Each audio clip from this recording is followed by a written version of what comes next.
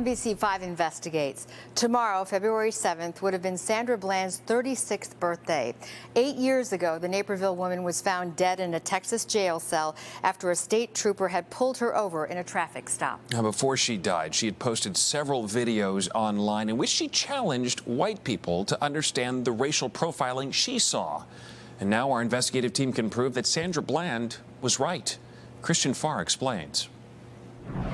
She was just brave to be 28, my little sister. Shantae Needham will never forget her younger sister. Good morning, my beautiful kings and queens. Sandra Bland. She was a great cook. She loved to cook for us. She loved her nieces and her nephews. She loved her sisters too, but she really focused on the younger generation. But on July 10th, 2015, Sandra Bland's life turned into a headline.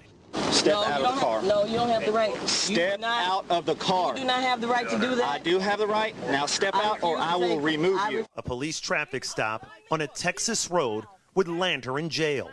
3 days later, Bland's sister and the rest of her family would receive a call that changed their lives forever. And I was feeling like something wasn't right.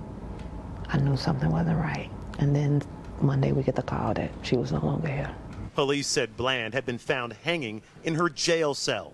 Her death was ruled as suicide. Get out! Wow. Now!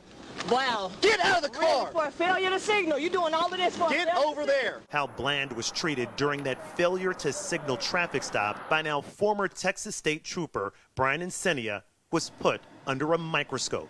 What you may see as just somebody doing their job, we see the undertones of that. We've been trained to see them because we live them every day. Sandra Bland's own words just months before her death seemed eerily prophetic for black motorists and their sometimes tragic interactions with police.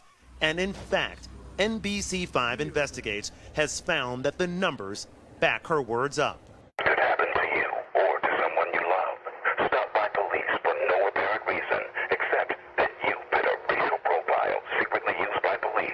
It's called racial profiling. More than 20 years ago, then State Senator Barack Obama led the passage of the Illinois traffic stop study, which requires all police departments in the state to track the race of every person they pull over and ticket each year. That you're twice as likely to be stopped if you're black than if you're a white motorist. The ACLU's Ed Yonka says that troubling statistical conclusion is happening right here in the city of Chicago, where more than 500,000 traffic stops take place each year.